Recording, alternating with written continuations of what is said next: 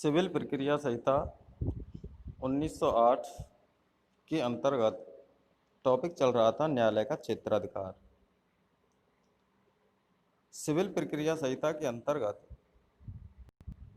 वाद उस न्यायालय में दायर किया जाता है जिस न्यायालय को क्षेत्राधिकार होता है। इसका सब ऑर्डिनेट चैप्टर है दावा करने का स्थान, प्लेस ऑफ सुइंग। तो इसके संबंध में जो प्रावधान दिए गए हैं वो सिविल प्रक्रिया संहिता 1908 की धारा 15 से लेकर के धारा 20 तक दिए गए हैं।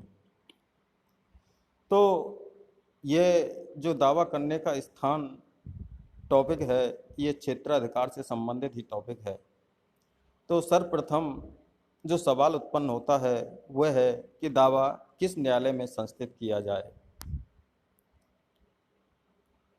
इसके संबंध में सिविल प्रक्रिया संहिता की धारा 15 ये कहती है कि दीवानी दावा क्षेत्राधिकार रखने वाले निम्नतर स्तर के न्यायालय में संस्थित किया जाना चाहिए। तो कहने का तात्पर्य यह है कि सर्वप्रथम अगर कोई भी दावा अथवा वाद दायर किया जाता है तो वो जो भी निम्नतम स्तर का जो न्यायालय होता है जिसे क्षेत्राधिकार होता है उस न्यायालय में ही संस्थित किया जाना चाहिए। इस बात को तय करने के लिए कि दावा किस न्यायालय में संस्थित किया जाएगा, इसके लिए दो कसौटियां होती हैं, जिसमें नंबर 1 है कि वह न्यायालय निम्नतर पंक्ति, कौन सी पंक्ति? निम्नतर पंक्ति का होना चाहिए।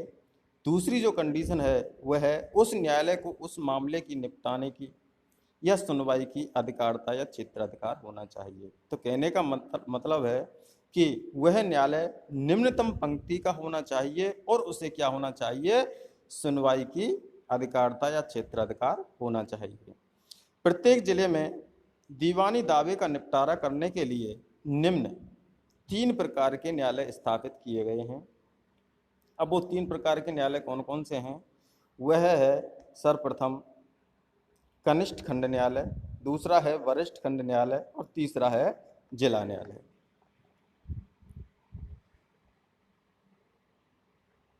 आगे चलते हैं हम। क्षेत्राधिकार का निर्धारण या तो मामले की विषय वस्तु के मूल्य पर तय करोगे अथवा विषय वस्तु के स्थान अथवा पक्षकार के स्थान अथवा विधि के उपबंध पर तय करोगे। तो क्षेत्राधिकार का जो निर्धारण होता है वो या तो विषय वस्तु, किस पर? विषय वस्तु के मूल्य या विषय वस्तु के स्थान या पक्षकार के स्थान या विधि के प्रावधान के अनुसार तय किए जाते हैं।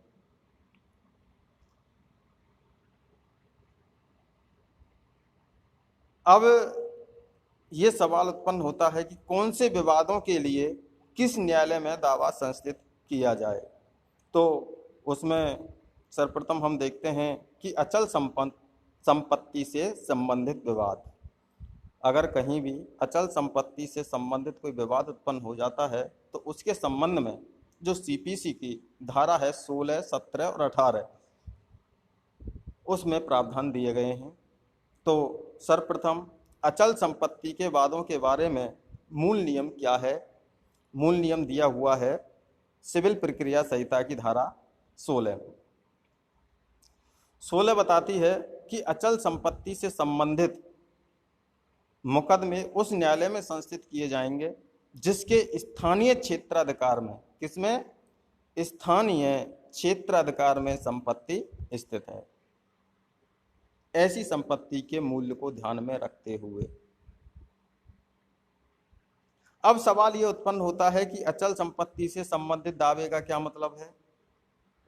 अचल संपत्ति अथवा उसके हित के संबंध में दावा धारा 16 के अंतर्गत संपत्ति से संबंधित वादों के अंतर्गत निम्न प्रकार के वाद आ सकते हैं, जैसे अचल संपत्ति का कब्जा विभाजन है, मोचन का दावा है, प्रोबंध का दावा है, अचल संपत्ति के प्रत्युद्वरण का दावा है, बेदखली का दावा है और उत्तराधिकार का दावा है। कुर्क की गई चल अथवा अचल संपत्ति के प्रत्युद्वरण का या छुड़ाने का दावा उस न्यायालय में संस्थित किया जाएगा जिसके स्थानीय क्षेत्राधिकार में उस संपत्ति को रखा गया है। अगर अचल संपत्ति के विरुद्ध कोई अपकृत्य किया जाता है, क्या किया जाता है, कोई अपकृत्य किया जाता है, तो उसके लिए क्षतिपूर्ति का दावा निम्न न्यायालय में किया जाएगा, या तो उस न्यायालय में जिसके स्थानीय क्षेत्राधिकार में वह संपत्ति स्थित है, अथवा उस न्यायालय में जिसके स्थानीय क्षेत्राधिकार में प्रतिवादी, कौन, प्रतिवादी निवास करता है, कारोबार करता है या आजीविका करता है।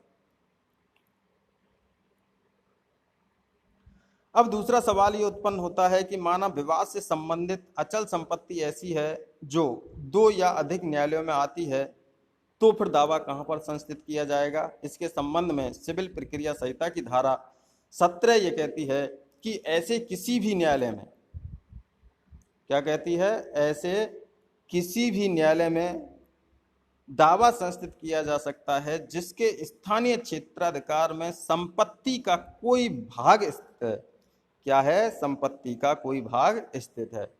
कभी कभार ये स्थिति उत्पन्न हो जाती है कि दो या अधिक न्यायालयों का क्षेत्राधिकार होता है, तो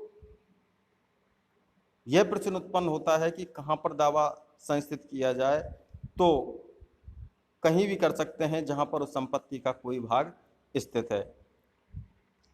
अगर, अब सवाल ये उत्पन्न होता है कि अगर यह निश्चित ना हो, क्या ना हो, अगर यह निश्चित ना हो कि संपत्ति किस न्यायालय की स्थानीय क्षेत्राधिकार में है, तो दावा कहां संस्थित किया जाएगा। तो इसके संबंध में धारा 18 बताती है।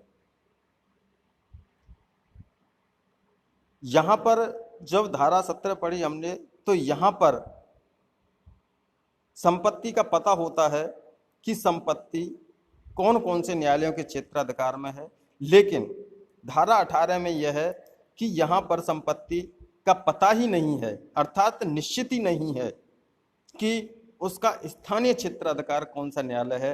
तो फिर सवाल ये उत्पन्न होता है कि उसके संबंध में कहां पर दावा संस्थित किया जाए।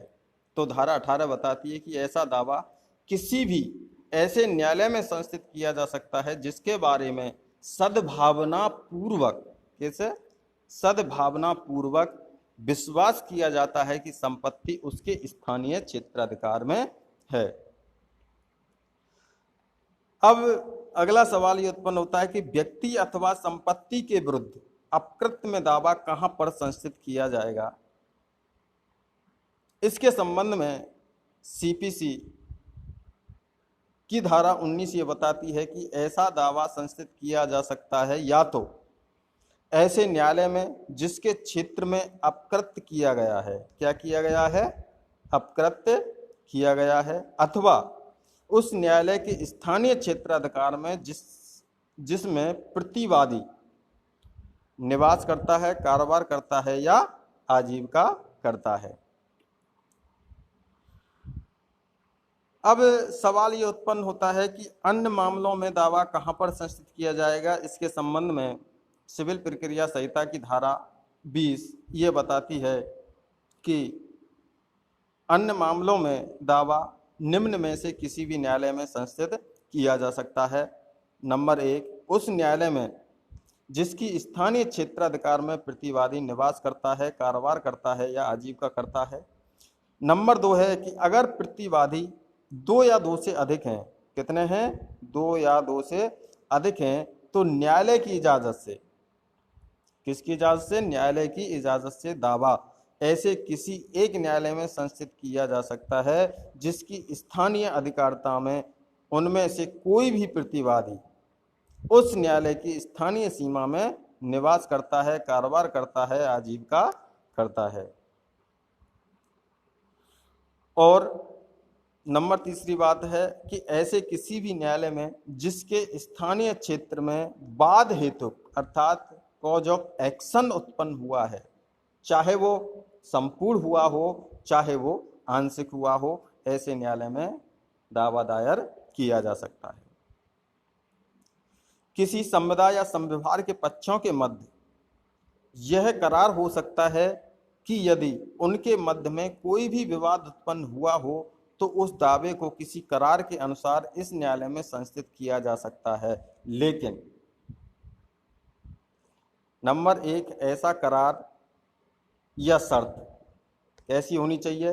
स्पष्ट होनी चाहिए। नंबर दूसरी बात है, पक्षकारों के द्वारा जो स्थान तय किया गया है वह है वहां पर सक्षम न्यायालय होना चाहिए। कैसा न्यायालय होना चाहिए? सक्षम न्यायालय होना चाहिए। ऐसे पक्षकार करार करके किसी ऐसे न्यायालय को क्षेत्राधिकार प्रदान नहीं कर सकते जिसको विधि के अंतर्गत क्षेत्राधिकार नहीं है।